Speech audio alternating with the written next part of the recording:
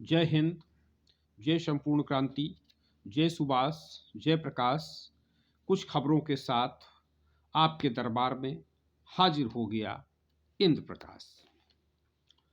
उत्तर प्रदेश से खबर है नाम परिवर्तन का। तो गोरखपुर में मुंडरा बाजार कही जाती थी, अब उसका नाम बदल के चौरी चौरा कर दिया गया। और एक नाम परिवर्तन हुआ है, जनपद देवरिया। जनपद देवरिया में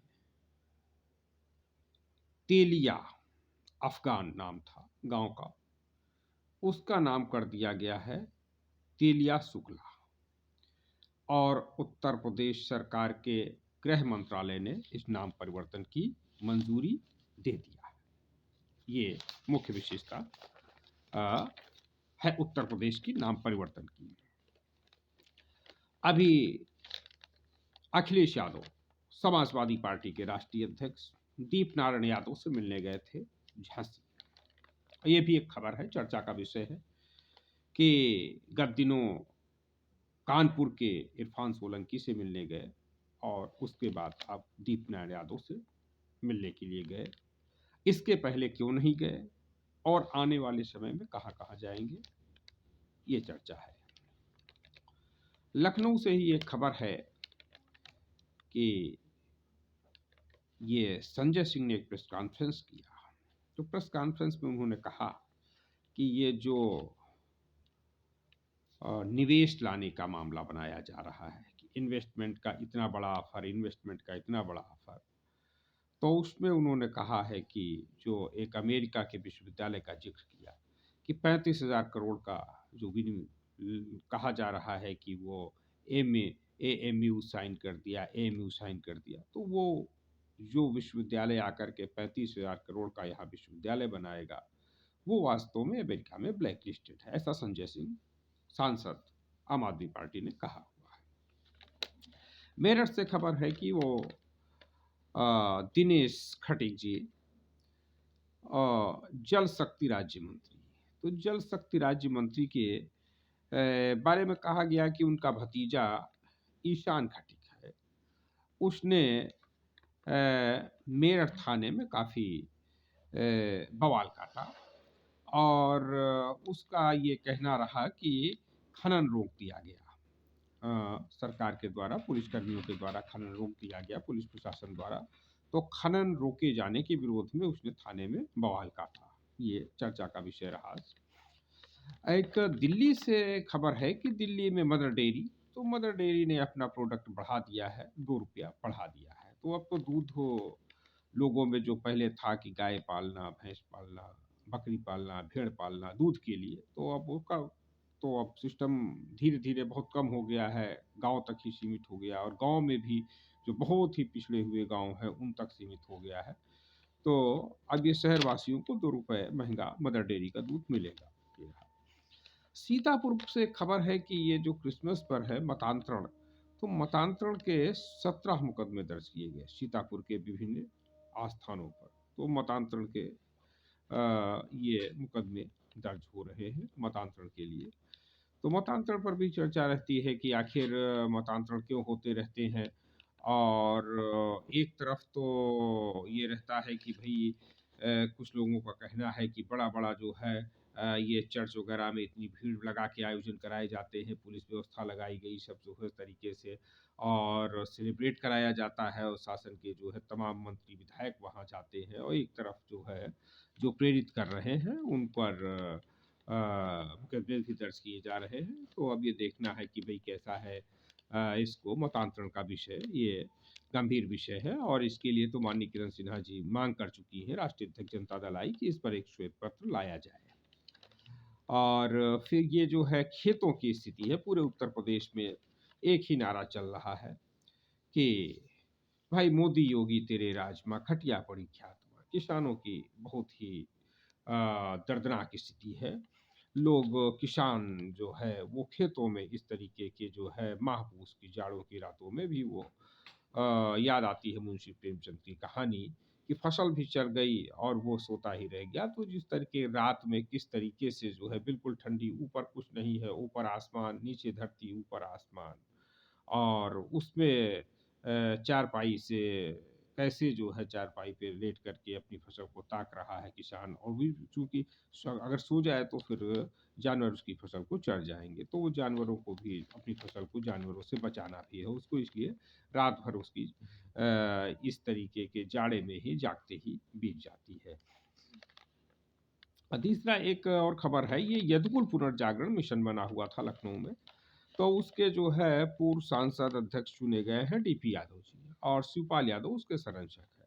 तो डीपी यादव जी ने कहा कि ये जो अखिलेश को सम्मान मिला है, ये हमारे इसी के कारण की देन है, ये पुनर्जागरण मिशन की।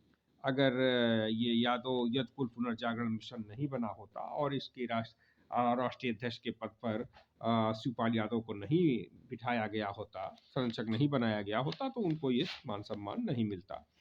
और इनके साथ कई लोग जो है, भरत गांधी यादव हैं, शिवाकांत हैं गोरखपुर के,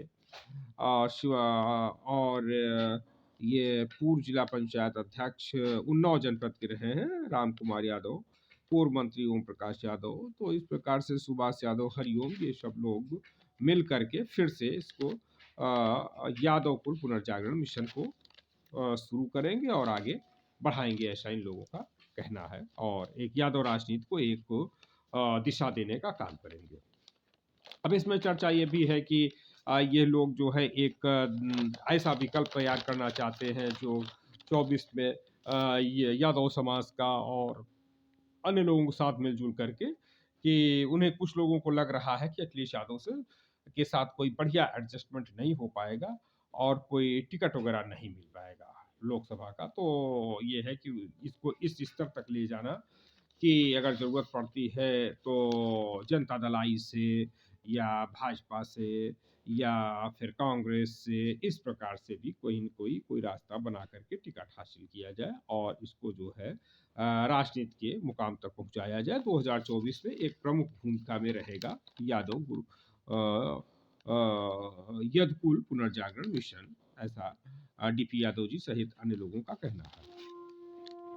अब ये एक कार्यक्रम यहाँ पर जन नायक कानपुर में हुआ, जन नायक कर्पूरी सेना का कार्यक्रम हुआ है। तो इसमें जन नायक कर्पूरी सेना की बैठक हुई है, और बैठक में राम सुमेर कोरी को शिथिलता के कारण हटाया गया है, और पूर्व प्रभारी उत्तर प्रदेश अब्दुल रज्जाक को पुनः जन नायक कर्पूरी सेना उत्तर प्रदेश का प्रभारी बनाया गया है। और ये वर्तमान में श्री राम सुमेर कोरी जी, जिनको हटा दिया गया है प्रभारी पद से, वह राष्ट्रीय सचिव पद पर बने रहेंगे, और पद पर बने रहते हुए ही बुंदेलखंड के जो सक्रिय लोग हैं उनको जोड़ेंगे, और जो निष्क्रिय पदाधिकारी हैं जन नायक कर्पूरी सेना के, उनको हटाने का काम करेंगे ये राम सुमेर कोरी जी। और इनको 1 महीने का समय दिया गया है कि अगर 1 महीने के अंदर ये संतोषजनक कार्य नहीं करते हैं तो फिर इनको जननायक कर्पूरी सेना से मुक्त कर दिया जाएगा। ये श्याम नारायण सिंह जी का कहना है ऐसा, राष्ट्रीय महासचिव जननायक कर्पूरी सेना के अध्यक्ष, राष्ट्रीय अध्यक्ष ये हैं, और M.A. कुद्दूसी साहब इनके राष्ट्रीय संरक्षक हैं जननायक कर्पूरी सेना के। अब कुछ खबर, ये एक बड़ी खबर है यहाँ से लखनऊ से। तो लखनऊ से हाई कोर्ट का फैसला, तो हाई कोर्ट का फैसला आया, तो इस पर ओबीसी की आरक्षण को लेकर के, तो उस पर फिलहाल ऐसी स्थिति बन गई है कि हाई कोर्ट ने कहा कि भाई आप इसको अगर आरक्षण तो ओबीसी का अगर देते हैं तो आपको 3 टेस्ट का वो आयोग का गठन करना होगा। आयोग के गठन के बिना ओबीसी को आरक्षण आप नहीं दे सकते हैं, और चुनाव कराना है तो आप करा दीजिए, और जितना जल्दी हो सके उतना जल्दी आप करा दीजिए, बिना ओबीसी के आरक्षण के ही करा दीजिए। तो उस पर बड़ा उथल पुथल पड़ गया है, विपक्षी दल जो है वो भी हाय तौबा करने लगे हैं, और ये सत्ता पक्ष भी ने भी कह दिया कि हम सुप्रीम कोर्ट जाएँगे और उसने एक अति पिछड़ा आयोग गठन की भी के लिए भी घोषणा कर दिया है। अभी जो खबर आ रही है उसमें उत्तर प्रदेश के मुख्यमंत्री माननीय योगी आदित्यनाथ जी ने ट्वीट कर दिया है कि एक अति पिछड़ा वो अन्य पिछड़ा वर्ग का ओबीसी का एक आयोग बनाया जाएगा। तो अब इस पर जो है जनता दल आई इंद कुमार गुजराल की राष्ट्रीय अध्यक्ष माननीय श्रीमती चौधरी किरण सिन्हा जी ने कहा है कि भाई बात ओबीसी के आरक्षण से हमारी पूरी नहीं होती है, हमारी बात तो एमबीसी आरक्षण की है। एमबीसी माने मोस्ट बैकवर्ड क्लासेस का आरक्षण जो है वो जिसमें तमाम जो है जो वर्गीकरण किया गया है, ओबीसी में भी वर्गीकरण किया गया है। तो अति पिछड़ा समाज जो है और सर्वाधिक पिछड़ा समाज जो है उसको भी आरक्षण मिलना चाहिए। ये मांग माननीय किरण सिन्हा जी ने किया है, राष्ट्रीय अध्यक्ष जनता दल आई ने। और उन्होंने कहा कि जिस प्रकार से तमिलनाडु में है और कर्नाटका में है, महाराष्ट्र में है और बिहार में उन्होंने लड़ झगड़ करके अति पिछड़ों को आरक्षण कराया है, तो उसी प्रकार से उत्तर प्रदेश में ओबीसी में से एमबीसी बनाने की लड़ाई माननीय किरण सिन्हा जी की जारी है और ये लड़ाई जारी रहेगी और अब यह लड़ाई और तेजी के साथ तेज की जाएगी। और उसका भी एक कारण ये है कि अभी तक तो चूंकि पटना का जो मेयर का चुनाव हो रहा है उस पर माननीय किरण सिन्हा जी का ध्यान लगा हुआ है, क्योंकि पटना से ही उनको लोकसभा भी चुनाव भी लड़ना है और लखनऊ से भी हालांकि लड़ना है। 2 जगहों से बात चल रही है, लखनऊ पटना दोनों जगहों से चुनाव लड़ेंगी माननीय किरण सिन्हा जी। और अब ये है कि इस पे चूँकि बिहार में भी पहले सितंबर में चुनाव होना था, तो जनता दल आई पूरी तरीके से लगी, चौधरी किरण सिन्हा यूथ ब्रिगेड के तमाम साथी वहाँ पे लग गए। उसके बाद फिर वो कार्यक्रम यही आरक्षण को लेकर के फिर टला, फिर सुप्रीम कोर्ट से फिर होकर के आया। तो सबसे बड़ा जो एक टेस्ट हो रहा है, लिटमस टेस्ट, वो 28 दिसंबर को हो रहा पटना में। तो आज 28 दिसंबर है और आज वोटिंग होगी।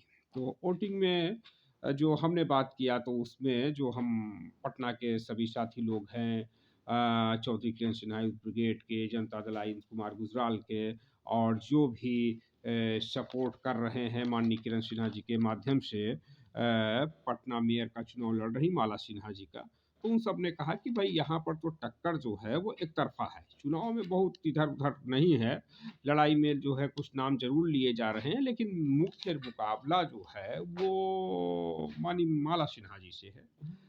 तो चूंकि जिस तरीके से किरण सिन्हा जी ने पटना में मेहनत किया है बूथ स्तर तक और उनकी टीम ने मेहनत किया है, तो उससे और चौधरी किरण सिन्हा यूथ ब्रिगेड का पूरा समर्थन माला सिन्हा जी के साथ है। जनता दल आई इंद कुमार गुजराल का पूरा समर्थन माला सिन्हा जी के साथ है और जितने भी माननीय किरण सिन्हा जी के शुभचिंतक हैं, समर्थक हैं, उनका सबका समर्थन माला सिन्हा के साथ है। तो इसलिए माला सिन्हा का चुनाव करीब करीब एक तरफा हो गया है और माला सिन्हा की भारी भरकम जीत 30 दिसंबर को हम सबके सामने आएगी, ऐसा उनकी टीम के सब लोगों का कहना है।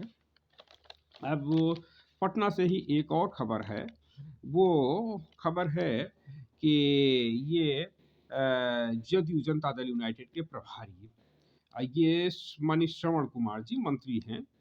तो ये मंत्री जी ग्रामीण विकास है, संसदीय कार्य है, इस प्रकार के मंत्री हैं, कई विभागों के मंत्री हैं। वो आज लखनऊ आ रहे हैं। कहाँ? जनता दल यूनाइटेड के प्रदेश कार्यालय पर। पहले वो जाएंगे कानपुर, शताब्दी एक्सप्रेस, राजधानी एक्सप्रेस ट्रेन से आ रहे हैं। तो वो कानपुर में उतरेंगे, वहाँ पर अपने कानपुर के कार्यकर्ताओं से मिलेंगे, प्रेस वार्ता करेंगे और उसके बाद फिर सड़क मार्ग से वो जो है करीब 10 बजे वहाँ से निकल लेंगे।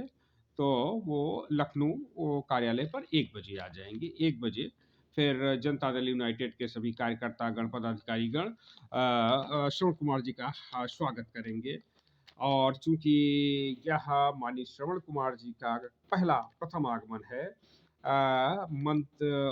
जनता दल यूनाइटेड का प्रदेश प्रभारी बनने के बाद, बनने के तत्काल बाद पहला कार्यक्रम है। और चूँकि वो मंत्री रहते हुए चुनाव प्रचार में तो आए हुए थे, लेकिन ये जो है, और इसके पहले भी उत्तर प्रदेश बहुत बार आना हुआ, लखनऊ भी आना हुआ सब तरीके से। तो लेकिन ये जो है इस बार का कार्यक्रम उनका, उनके प्रथम आगमन पर उनका स्वागत सम्मान समारोह रखा गया है कल 1 बजे जनता दल यूनाइटेड के प्रदेश कार्यालय पर लखनऊ में। और ये जो है खबर रही। और इसी के साथ एक और खबर है पटना से, वो है कि ये महेंद्र सिंह को लेकर। तो महेंद्र सिंह जी जनता दल के सांसद रहे। जनता दल यूनाइटेड ने उनको राज्यसभा सदस्य बनाया हुआ था, और पिछले 27 दिसंबर 2021 को वो नहीं रहे थे, दुनिया को अलविदा कह दिए थे। तो उस जनता दल के नेता को जनता दल आई की राष्ट्रीय अध्यक्ष माननीय श्रीमती चौधरी किरण सिन्हा ने भावभीनी श्रद्धांजलि व्यक्त अर्पित की है। और माननीय किरण सिन्हा जी ने कहा, उनके साथ के उन पलों को याद किया और नमन किया किंग महेंद्र को। और उन्होंने कहा कि जो उनका बिहार के विकास के लिए जो उनका सपना था, बिहार को शिक्षित बनाने के लिए, रोजी रोटी से जोड़ने के लिए जो उनका सपना था, उस सपने को हम सब लोग मिल कर के पूरा करेंगे।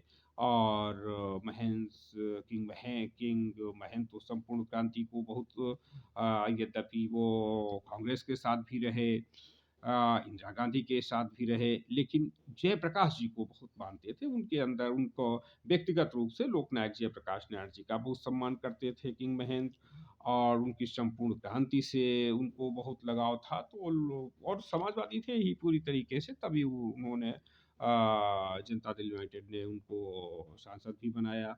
और विभिन्न अब कई भी प्रतिष्ठित राजनीतिक दलों के साथ भी वो जुड़ी रहे, और आर्थिक रूप से मजबूत थे, बड़े पूंजीपति थे। तो इस नाते उनके लिए कुछ 10, 20, 25, 50 करोड़ रुपए जो है मायने भी नहीं रखते थे। तो इस प्रकार से समाज सेवा भी करते रहते थे, दान पुण्य करते रहते थे, लोगों का सहयोग करते रहते थे। तो इस तरीके से रहा। तो बहरहाल माननीय किरण सिन्हा जी ने ये संकल्प लिया है कि हम लोग मिल करके किंग महेंद्र के सपनों का बिहार बनाएंगे, किंग महेंद्र के सपनों का भारत बनाएंगे, और उन्होंने उनको भावभीनी श्रद्धांजलि व्यक्त किया हुआ है।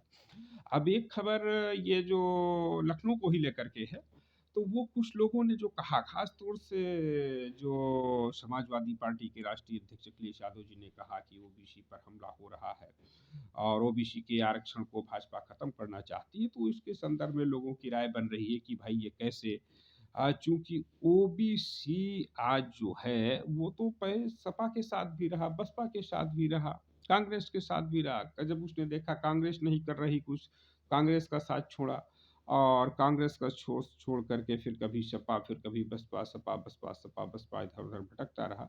अंतोगत्वा भाजपा के साथ चला गया। तो क्यों चला गया कि अगर समाजवादी पार्टी ने अच्छा काम किया होता, बसपा ने अच्छा काम किया होता, तो ये ओबीसी काहे को भाजपा में जाता। तो भाजपा में चला गया। अब भाजपा में भी काम नहीं हो रहा, उसको मान सम्मान नहीं मिल रहा है, भ्रष्टाचार चरम पर है, महंगाई चरम पर है, कोई भागीदारी नहीं मिल रही है, कोई आरक्षण का लाभ नहीं मिल रहा है, महापुरुषों का भी सम्मान नहीं मिल रहा है।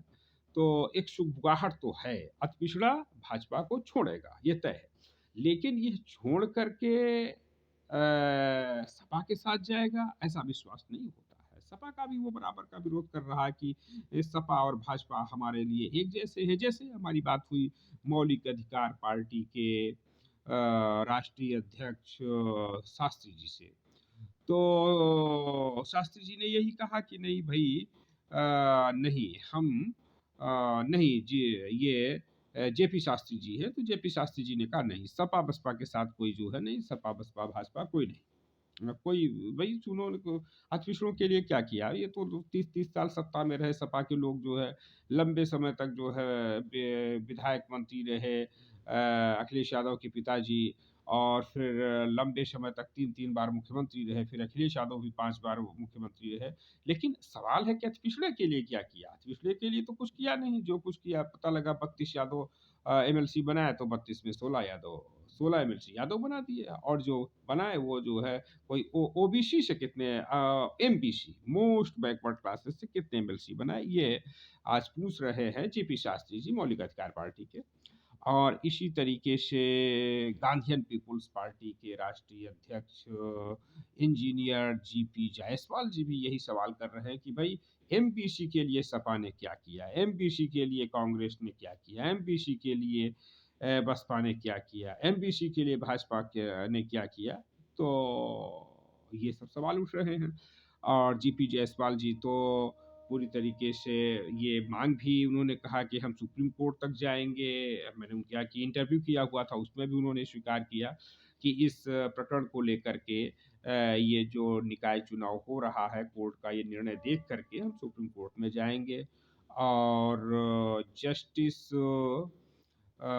राघवेंद्र कमेटी की रिपोर्ट को लागू किया जाए, इसकी मांग उन्होंने भी किया हुआ। और तमाम अति पिछड़े वर्ग के लोग हमारे अभी जनपद उन्नाव से भूपेश कुमार बाथम जी ने भी मांग किया कि जस्टिस राघवेंद्र कमेटी की रिपोर्ट को लागू किया जाए और मंडल कमीशन में एल.आर. नायक की रिपोर्ट को लागू किया जाए और छेदीलाल साथी की संस्तुतियां आखिर कब तक बंद पड़ी रहेंगी, छेदीलाल साथी की संस्तुतियों को भी लागू किया जाए और कर्पूरी ठाकुर फार्मूले के आधार पे उत्तर प्रदेश में आरक्षण का अति पिछड़े वर्ग को, सर्वाधिक पिछड़े वर्ग को दिया जाए। इस प्रकार से तो तमाम संगठनों की ओर से मांग की जा रही है। संपूर्ण क्रांति के जो हमारे संपूर्ण क्रांति जागरण मंच के राष्ट्रीय अध्यक्ष गोंडा के अंबिका प्रसाद श्रीवास्तव जी है, वो भी ये मांग कर रहे हैं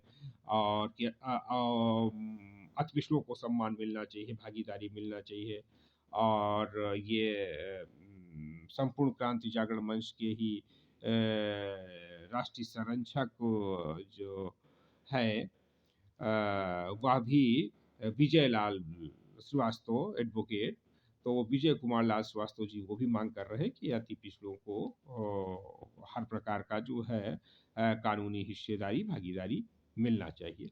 तो इस प्रकार से लोग चिंतन कर रहे हैं कि अति पिछड़ों के साथ आज जो जिस दोराहे पे अति पिछड़ों को खड़ा कर दिया गया है उसमें महती भूमिका समाजवादी पार्टी की है। समाजवादी पार्टी ने कभी अति पिछड़ों के साथ न्याय नहीं किया।